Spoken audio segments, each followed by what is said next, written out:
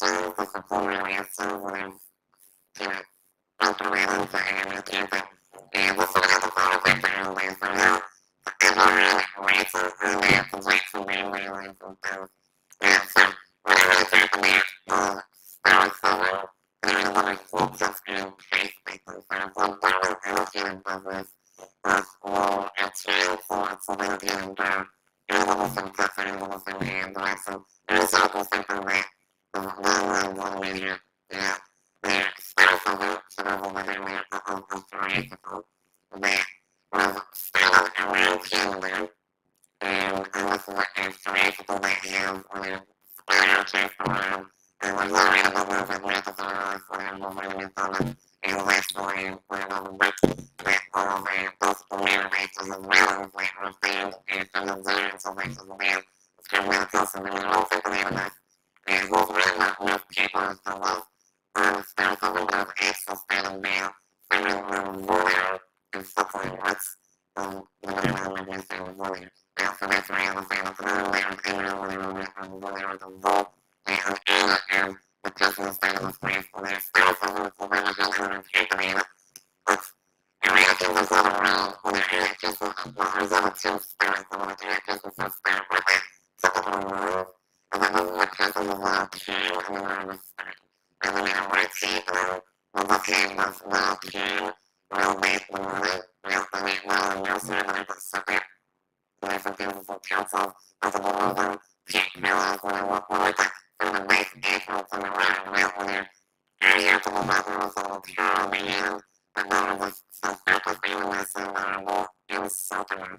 And that is a type of, there's a type of stuff that we want to be able to enter. And I find myself imagining a business and wealth, and by the way, I love how behavioral now.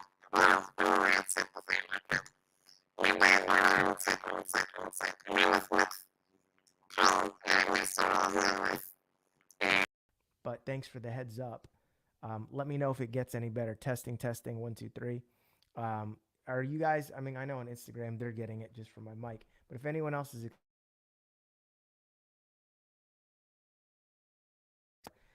but what I wanted to share about Stoicism is this philosophy is basically about staying calm, seeing things as they are, not being really shaken by things. And it was made very popular by a man named Marcus Aurelius because he was an emperor of Rome. He was the last great philosopher, emperor of Rome, and he dealt with unbelievable stuff. Plagues, pestilences, like you name it, constant wars, constant invasions. And to be able to be calm and to be able to weather these storms, it's a huge trait, right? And so I decided to model myself, as a Stoic, and to really study the heck out of this philosophy and to really adopt it because I recognize that if I could just be unshakable and I could, stay calm in the middle of whatever is happening, right? People telling me no, business, stuff going up and down or whatever. If I could stay even keel, I could always execute with excellence and never, be making emotional decisions that wouldn't be good for me, right? Does that make sense? Let me know on Instagram if you think that would be, beneficial to be able to stay calm in the middle of a storm. Let me know, Facebook, YouTube, wherever you guys are seeing this live stream. Let me know if you feel like that would be helpful. So I want to read you something from this book called Meditations. And this was basically a book that was written off of the journal entries that were found from Marcus Aurelius, right? And so I want you to just really sit with this for a second, right? Okay.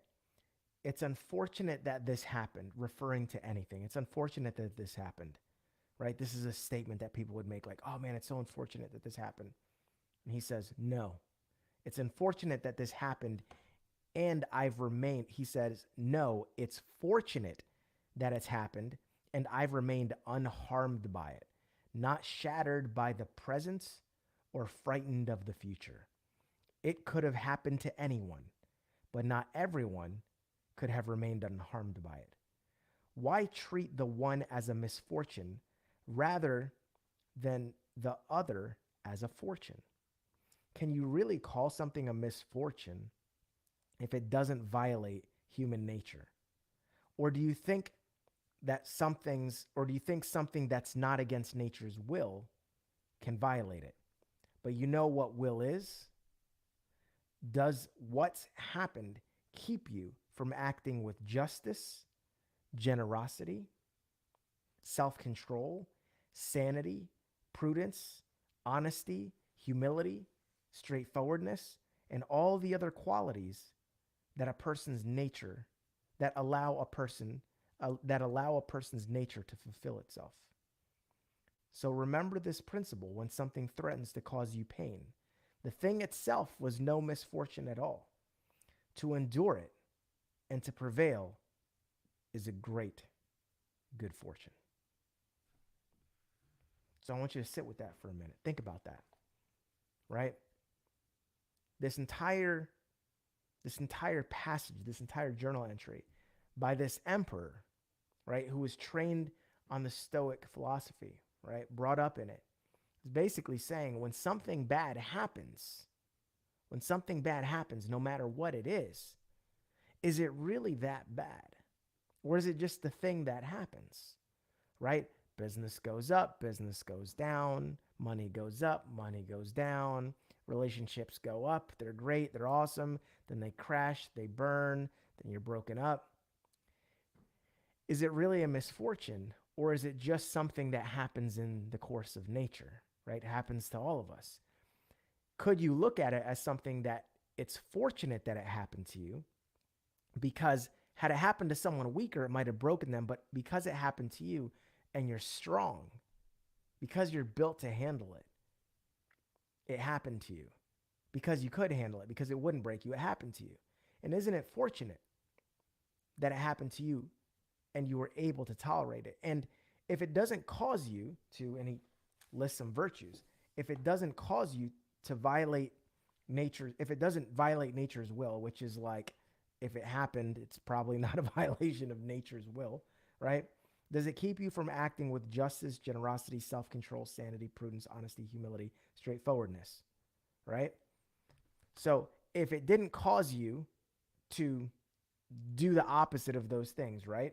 If it didn't cause you to be selfish and, not fair and, immoral to people, well, then was it really that bad? No. And the beautiful thing about this is you get to control whether those things happen. You get to control whether you violate those virtues. So it's all in your hands. Does that make sense? It's pretty strong stuff, isn't it?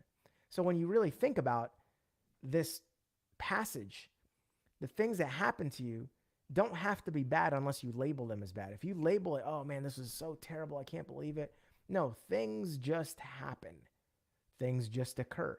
You're the one that decides to give it a good or bad label. And the minute you do, you start to tie yourself down into a situation where now whatever you feel about it, that's going to be how you react, right? If you're like, this is a bad thing, oh crap, I'm in a bad mood now. Well, then now the rest of your day is shot. Now you're stuck in a loop, manifesting other negative things to, happen because now you got shook up by it. Instead of just going, hey, you know what? If it could have happened to anyone, at least it happened to me because I'm built to handle this stuff. I'm built tough. I'm not going to let this thing make me selfish or angry or, unfair to other people or abusive. I'm not going to take this negative thing that happened to me and then pass it on to a bunch of other people. In fact, I'm going to use this as an opportunity to flex my strength and my stoicism, right? So if you have that mindset, you're going to blow up in anything that you do, business, life, whatever, sports, you name it, because you're going to have an iron mindset. And when it comes to things like prospecting and getting rejection and all these things that happen in the regular course of building your business, if you're shook up by what other people think, then guess what? You're just going to be constantly riding this roller coaster of this is bad, this is good. Oh, I won here. Oh, I failed here. And all this stuff is just going to turn you into a giant stress ball. We're going to get a bunch of gray hair early if you don't already have it, right? Or you'll lose your hair or whatever, right? You'll start to have all these symptoms of stress, because you'll constantly be riding this emotional roller coaster. Another thing that I'll read from this book is nothing that goes on in anyone else's mind can harm you, nor can the shifts and changes in the world around you. I want you to think about that. That's pretty deep because some of you are going, What do you mean? Someone else, that's something that someone else thinks and says that can harm me, right? Like, no. Someone tells you, no, I'm not interested. No, this, no, that. Get out of my face. Like, if you don't want to let that harm you, if you don't want to let that affect you, then guess what? It won't. But if you choose to let it affect you, it will. But what about all this stuff that's happening in the world? Well, if you just determine, hey, empires grow, empires crash. Good things happen, bad things happen. Listen, you're still here. I want to remind you of something. You are here. You are alive because generations of people before you lasted through all of the worst crap that ever happened in history. You survived it. Your ancestors survived it. So, one of the things that I think about all the time is I think, you know, what would my ancestors think about the problems that I'm going through? They'd probably be laughing. They'd be like, wait a second, you have running water and you're complaining? You've got lights on in the middle of the night and you're complaining? Do you know what we had to do to survive, to be able to bring on the next generation of kids, to bring on the next generation of kids? Do you know what we had to survive? If you go back deep enough, I mean, yo, you probably have ancestors that were in slavery. You probably have ancestors that were living in caves, right? You know, you've got people that survived the ice age. What? What? Like thousands of years of sub-zero like temperatures, snow and rain, right? You have ancestors that survived the Great Flood, right? What what would what must that have been like? Right? Generations of people who just experienced like ice ages, right? Your ancestors survived that so that you could be right here. So what do you really got to complain about? Not a whole lot.